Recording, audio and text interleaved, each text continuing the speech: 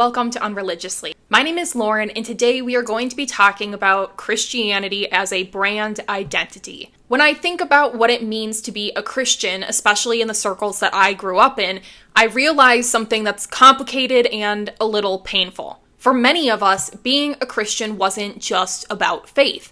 It was almost a brand. It's a whole identity wrapped in a lifestyle package that shaped not just what we believed, but who we were, how we acted, and even how we were allowed to think. It's a meticulously crafted identity with its own distinct church logos, unwritten dress codes, specific music genres, carefully curated social circles, rigid political stances, and even pre-packaged answers for every hard question that life might throw at us. Here are a couple things that if you knew Christians believed in this, you might not feel the same way about Christians. One, you're ready for milk, but you're not ready for steak.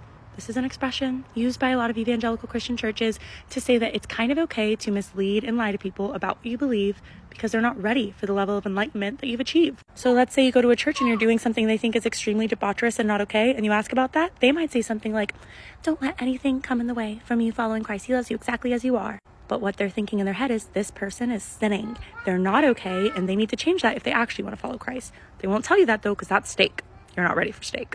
This is also practiced among Scientologists and Mormons and a lot of other kind of occultist religions. You're not ready to know how you should actually practice. I'm going to feed you little bits until you're so deep in that you can handle the big bits. Christ was really upfront with people. He told people exactly what he believed. He was not like this. 2, I love them, but I don't like them.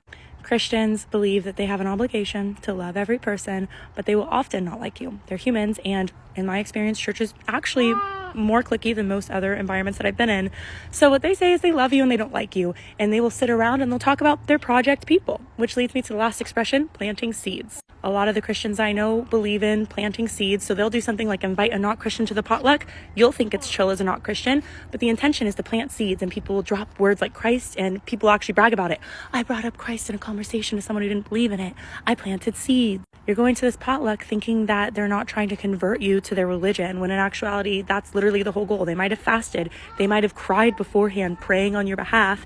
It's dishonest because you're being led to believe that this is like a more mutual exchange. And a lot of the times they don't even like you. They just love you. This brand identity wasn't always obvious. It just was kind of the air that you breathed. It's a lifestyle. It's the default setting for how to be good, how to be accepted, and how to survive socially and spiritually within that ecosystem. It permeated everything from what you ate to how you spent your Saturdays. Maybe you know that feeling, or maybe you're wrestling with it now. Maybe you grew up fully inside of this brand and didn't realize how deeply it shaped your self-image, your self-worth, and your entire worldview until you started stepping away. Maybe you're right in the middle of the process right now, the painstaking untangling of yourself from a brand that no longer fits, no longer represents who you are, and no longer feels authentic. And in some cases, maybe it never truly served you. If that's you, I want to say this loud and clear with all of the empathy that I can bring up. You are not alone. You are a part of a monumental and quiet revolution, a huge wave of people questioning the brand and courageously seeking something authentic, something true, and something genuine beneath layers of performance and expectation. When I was young, being a Christian was like wearing a uniform, not just on Sundays, but every single day in every aspect of my life. There was a specific look that people tried to cultivate with modest clothing, often plain, never too flashy, never too trendy, always designed to avoid drawing attention to the body. The music that you listen to was supposed to fit a certain spiritual mold, mostly Christian rock or praise songs or pop knockoffs on repeat. You also would consume specific movies or TV shows that passed the Christian filter, carefully avoiding anything that might corrupt your mind, your heart, or your testimony. It becomes this kind of proprietary trademark name, this brand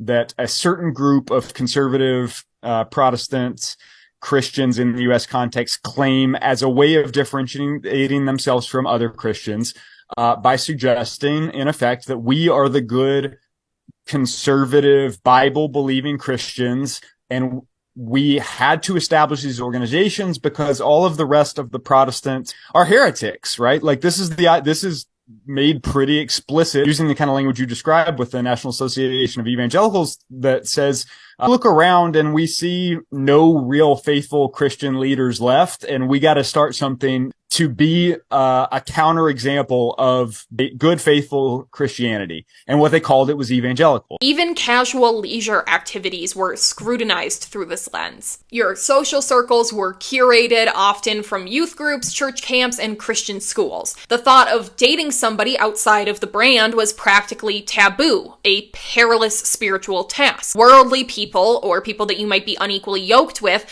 were seen as risky to be around because their secular values might rub off on you, or you might confuse your spiritual path. The boundaries between inside the brand and outside the brand were clear, not just by leadership, but by fellow brand members. It created an echo chamber, reinforcing the brand's reality as the only true and good reality. But it wasn't just external stuff, it was internal too. It shaped your thought processes, and you were implicitly and often explicitly expected to hold certain political views, which typically skewed conservative. America. Oh, I love America. America. I love America. America. I love America.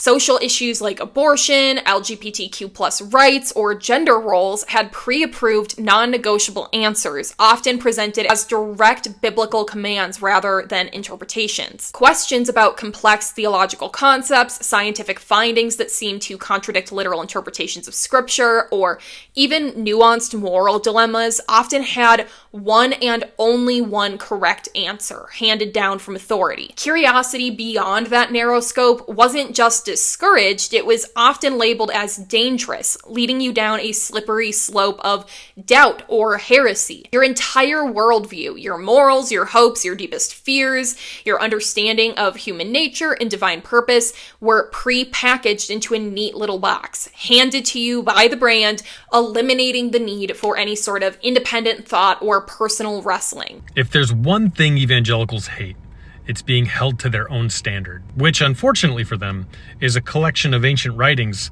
from groups of people that just could not be more different from them and the context we're all living in today. And to be honest, I kind of feel for them because I remember the constant internal conflict of trying to make these writings make cohesive sense. But the truth is, the more I studied them, which I did my whole life, and then went to seminary, studied Hebrew, Greek, and all the other things, I kept finding this to be true.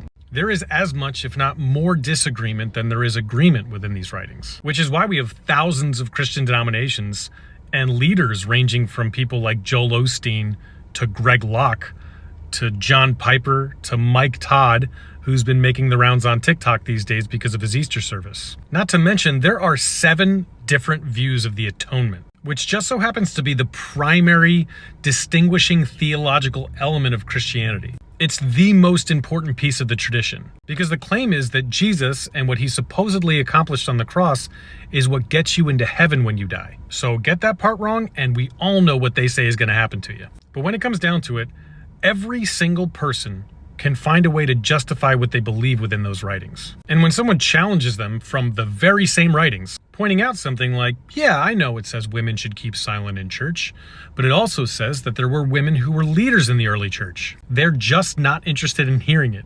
So why is this brand so incredibly powerful? Why did so many of us for so long adhere to its really stringent demands? It's because the brand promised something really seductive and profoundly needed by human beings. It promises protection from the chaos and uncertainties of an unpredictable world. It's a shield against perceived evils and dangers lurking outside. It promises absolute certainty in a world that is filled with ambiguity, and it provides definitive answers to life's most profound questions. It promises a clear, infallible path to success, whether it's spiritually, socially, or even personally, implying that adherence would bring blessings and prosperity. And yes, it unequivocally promises eternal life, the ultimate escape from death and suffering. But perhaps most powerfully for human beings hardwired for connection, It promised belonging. Belonging is a fundamental human need, especially for young people searching for identity and meaning in their formative years. The brand gave us a tribe, a community, a profound sense that we were part of something bigger, something sacred, something uniquely chosen. It was a ready-made social structure, providing instant friends, mentors, and a place to fit in. Something that I think about all the time is how being raised in the white evangelical circles, you are brainwashed and conditioned into believing that you are the minority and that you're going to be persecuted for your belief systems. And so anytime somebody opposes you or comes against you, you don't see it as, somebody challenging your belief systems. You see it as persecution. And you see it as being persecuted because you're standing for the word of God. It's one of those things that now that I'm out of it, I can see it a lot more clearly. But again, when you're in it, it's really hard to see anything different than the worldview than you were raised in. You also start to identify things that validate your particular worldview. For example, I remember being in maybe the 10th grade and being in a biology class and having to learn about evolution. And you know what I did? You know what I did to stand up for the word of God? I brought my Bible to school every single day to that science class while we were learning about evolution. And of course, the biology teacher didn't say anything to me. I'm sure it wasn't his first experience with a overzealous Christian student wanting to prove that evolution was in fact false. But because he ignored me and the fact that I brought my Bible, to me, that felt like I was being persecuted for my beliefs. I also remember hearing the teacher having a conversation with the teacher's aide that he had at the time, and she had pointed out that I was bringing my Bible, but that I hadn't said anything. And I remember him saying, some students just don't really like to learn about evolution, and that's okay. You still have to teach it. And I remember thinking I was being persecuted. This evolution was being forced down my throat. When in fact it wasn't. It was just his job to teach science. And I had the right to bring my Bible to my classroom if I wanted to, and nobody had an issue with it. And there definitely is a part of me that looks back on that teenage girl who just had such a heart to do the right thing and really truly in the moment thought that that was the right thing to do. And part of me really feels for her because it came from a place of wanting to please God, right? Which was definitely my prerogative to do. But I also wasn't persecuted. But yeah, I had created this story in my head that I was. This sense of belonging became incredibly sticky, making it agonizingly difficult to even consider leaving. But here's the catch, and it is a crucial one. That belonging came with a hidden price tag, a silent contract that was rarely articulated but constantly enforced. You belonged only as long as you conformed to the dress code, conformed to music genres, conformed to the politics, the social norms, the pre-approved faith answers. Your worth, your acceptance, and your very place in this tight-knit community was intrinsically tied to your ability to perform the brand well, to embody its ideals without question. I remember the pressure was crushing, a constant low level of anxiety, or high level of anxiety really is more accurate. It wasn't just about my personal faith, although that was a huge part of it. That was the core of it.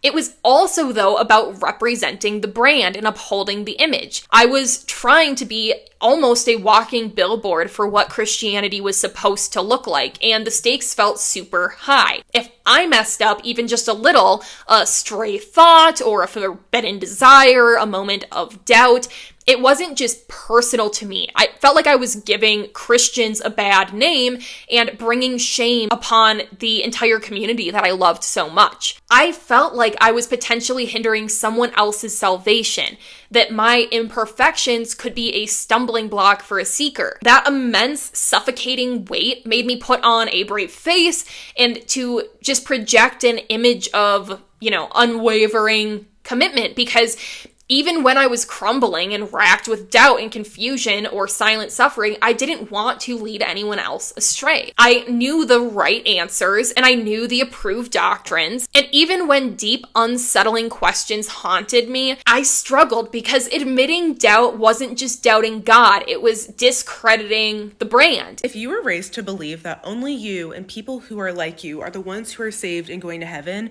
that's not normal. If someone in your church talked to you about your virtue as a child, that's not normal. If you grew up believing that it was your job to save other people, if you're raised worrying about making grown men and men your age stumble, that is absolutely not normal. If morality and goodness was attached to your virtue, that's not normal. You were a kid. You're raised to believe that your very normal, developmentally appropriate behaviors could send you to eternal damnation. That's not normal. Again, you were a child. If you grew up anxious that missing communion or missing a week of church or, not getting baptized by the right age, if you had any sort of anxiety around any sort of rituals, any of that, not normal. Definitely not saying all of this to say everyone who grew up in the church is a weirdo. But what I am saying is a lot of the times within deconstruction spaces, within spaces where everyone's familiar with purity culture, modest is hottest, it really downplays how deeply inappropriate so much of our childhood was. A lot of us have these experiences when we become adults where we're telling people about our childhood. You're not sharing anything intentionally traumatic. You're making new friends, you're meeting these people from all over, you're out of the bubble. You're just sharing about your life. They're like, are you okay? When you sit down and you sort through all of it and you learn how other people grew up and you learn what was appropriate and what wasn't, it's kind of shocking how much of our, people should not have been talking to us about the things they were talking to us about. I think we downplay it too, because then you have to sit with the fact that there were adults in your life who failed you. They did not do their job to protect you. And all of our parents were probably trying their best. All of that to say, we are not being dramatic, getting on the internet and talking crap about these institutions. We are not lying. It was revealing a flaw in the perfect product. And the brand does not like to be questioned. It has dogma and its non-negotiables and its sacred boundaries and untouchable truths. These are often presented as immutable divine laws rather than human interpretations. And to question those, you immediately become labeled as deceived by external forces or as backsliding or lukewarm, falling away from grace. To question is to directly threaten the very foundation of the brand itself, its authority, its exclusivity, its claim to absolute truth, and that is why so many people who begin to explore genuine doubts or to voice nuanced perspectives or even just expressing different views are not always met with understanding and love, but with fear, judgment, condemnation, and exclusion. Because from the brand's perspective, when you're no longer aligned, you're no longer a loyal customer. Christianity is on the decline. I know you needed some good news because I certainly did. Let's see what Pew Research has to say. Christianity is what they call stickier, meaning if you were raised Christian, that you would generally be identified as Christian later on in life. But now, amongst young people, being unaffiliated is more stickier than Christianity is. Among older people, Christianity is stickier, but not with the newer generations. If the trends continue as polled, then we could likely see that by 2070, Christianity dipping below 50% of the population.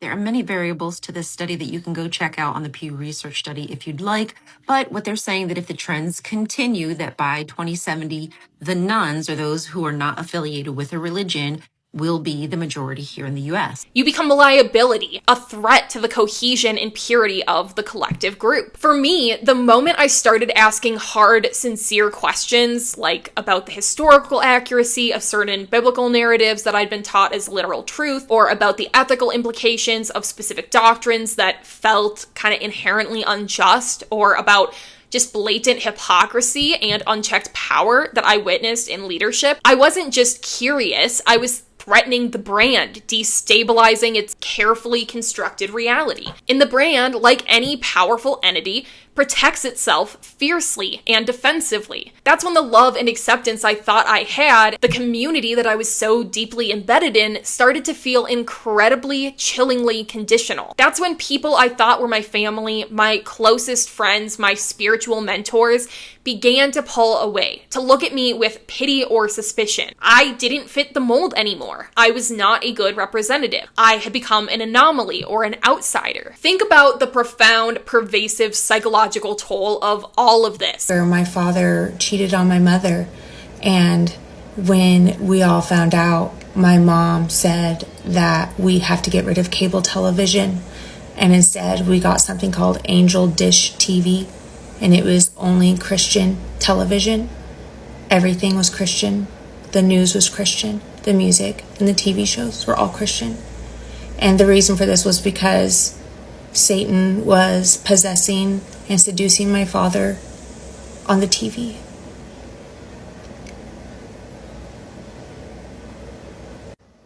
when I was 10 years old, I begged and begged and begged for a drum set or drum lessons because I always wanted to learn how to play the drums. I still do. And the reason my mother gave me that they wouldn't let me or pay for me to go learn how to play drums was because it would directly lead me to becoming a lesbian. I like to do yard work with my father. When I was growing up, I still very much like to do yard work and do a lot of things with my hands, build things, create things. Anyways, I would do that stuff with my father when I was in elementary school all the way up until middle school. But around 10, 11 years old, my mother put a stop to me helping my dad so much in the yard, specifically building fences in our backyard, because that also would lead me to becoming a lesbian. My mom and dad sat me down one day when I came home from school. I was a freshman, and told me that they went into my bedroom and threw away my Evanescence posters and CDs and anything related to them because they believed that Evanescence, the band Evanescence, was possessing me. When your entire identity, your friendships, your social circles, your worldview, your sense of purpose, your very understanding of right and wrong is meticulously wrapped up in a brand, and then that brand starts to feel false, inauthentic, or actively harmful, it's not just a minor shift. It's a total identity crisis. It's not just changing your mind about a few things. It's a complete unraveling of who you thought you were, a dismantling of the very foundation of yourself. The experience of leaving feels like stepping off a cliff into an unknown abyss. Even if you know deep down that in your gut, in your soul, that it is the right thing for you, the fear of losing everything, your community, your sense of certainty, your entire understanding of reality, it's real, raw, and paralyzing. Because in many ways, you are losing everything that defined your old self, your old worldview, and your old understandings of your place within it. It's a death of a former self, often without a clear vision of the rebirth. So what happens when you bravely start the arduous process of dismantling this brand identity that has defined you and shaped you for so long? First, there's an inevitable period of grief. Deep, real, soul-wrenching grief. You grieve the loss of certainty, the comfortable, ready-made answers that once made sense of a complex, chaotic world. You grieve the pre-packaged explanations for suffering and injustice. You grieve the loss of a spiritually defined framework, however rigid it may have been. You grieve the loss of a community that, as flawed as it was, as conditional as the love might have been, nevertheless gave you a profound sense of belonging and social structure. You might grieve the life roadmap that you thought you would follow and the neatly laid out future that was kind of promised to you. And that grief is legitimate, it's real, and it deserves space, compassion, and validation, even if nobody in your life understands it or dismisses it as trivial. It's a death of a life that you thought you'd live. Then comes the intimidating, exhilarating, and terrifying blank page. If Christian as a brand isn't your primary identity anymore, if that uniform no longer fits you, then who are you? What do you truly believe now that the script has been taken away? What values genuinely resonate with you, not just what you were taught by repeat lessons? What does your intuition tell you? This is where the real, courageous, and often painstaking work begins. The work of reclaiming your narrative. It's the process of painstakingly detangling your authentic spiritual beliefs, your personal ethics, your evolving morality, and your very sense of purpose from the suffocating dictates of one particular brand. It's about patiently, sometimes painfully, discovering what you truly believe deep in your bones, informed by your own experiences and wisdom, not solely by what you were told to believe. It's about building a new framework for your life that is authentically yours, one that is messy, fluid, constantly evolving, and gloriously undefined by eternal expectations. While on the topic of how certain religions hold us back as a society, I want to talk about how romanticizing suffering also really holds us back. In Christianity, you can see a lot of people romanticizing suffering or saying that all suffering serves a purpose. There's really no unnecessary suffering to them. So there are plenty of times where unnecessary suffering is needed for God's plan, even if it is indeed unnecessary. One example of this is Christians being against things like death with dignity. In my personal opinion, it's horrible to put that on somebody else who is not in your belief system. Like, if they don't want to go through that unnecessary suffering, if they don't want to go through that suffering, period, they shouldn't have to go through that suffering just because you believe that it's necessary. And here's the thing that many survivors of religious trauma experience. This process can feel so lonely and isolating. The circles that once affirmed you, that once were your entire social world, now look back at you with suspicion, concern, pity, or sometimes even just outright judgment. You might hear whispers that you've backslidden, you've been deceived, or you are under spiritual attack. You might find yourself getting unfriended, excluded, or prayed over rather than prayed with. The irony is that the very people who claim to represent unconditional love from the loudest pulpits are often the first to condemn you for daring to be different, for daring to think for yourself, for daring to forge your own path. This isolation, this cutting off from deeply ingrained social ties can be one of the most painful and difficult and heartbreaking parts of this journey. But here's the truth that you need to hear. The liberating truth that I wish somebody would have told me when I was going through it. Your spiritual journey does not have to look like anyone else's. You don't owe anyone a polished, neat deconstruction narrative. You don't have to immediately jump into another spiritual brand or prescribed pathway. Whether it's progressive Christianity or some form of New Age spirituality or anything that's currently trending. If those paths genuinely resonate with you, that's wonderful and you should explore them. But if they don't, if you want to take a break or if you're just figuring it out, picking up the pieces, you're allowed to exist in limbo for a little bit. It's uncomfortable and vulnerable, but it is a liberating space of, I don't know. You're allowed to be messy. You're allowed to not know, and you're allowed to be angry. You're allowed to be confused and deeply tired from the emotional labor of it all. That is not failure. That is healing. That's growth. Your journey is valid in all of its complex, nuanced, non-linear, and often unglamorous forms. Ultimately, this profound personal shift is about reclaiming your inherent value as a human being. Value that isn't dependent on how useful you are to a ministry or a cause. Value that doesn't depend on how perfectly you fit into a mold or adhere to a set of external rules. It's about courageously learning to trust your own intuition again. That quiet inner wisdom, even if you were taught your own heart was desperately wicked and untrustworthy. It's about finding your own inner compass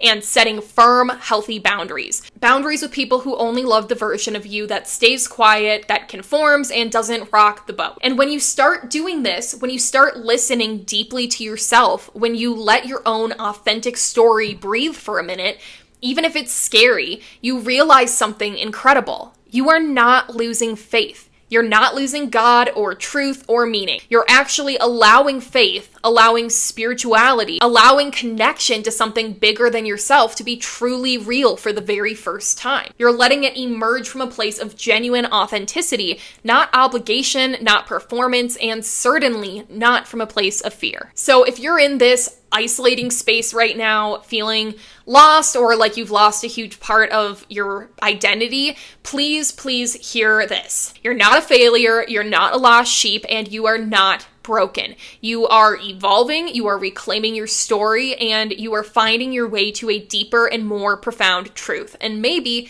just maybe, you are exactly where you need to be to embark on one of the best journeys of your life. The journey back to yourself. Thank you guys so much for watching. I know that this was a longer one today, but I hope that you found the value in seeing this video and looking at evangelicalism like a brand. It is selling a service in a way, and so it's something that I wanted to share with you guys. Please, if you made it this far, subscribe to my channel or double check to make sure that you are subscribed if you're not already. If you guys would like to be a guest on this show, you are welcome to check my YouTube channel description. There is a link to a form there where you can share your story and I will reach out to you if you're a good fit. Please like this video, hit share and copy link. You don't have to send it anywhere, I promise, but it helps way more than you think that it will. And I hope that you guys have a great rest of your week and are enjoying your summer. I'll see you next time.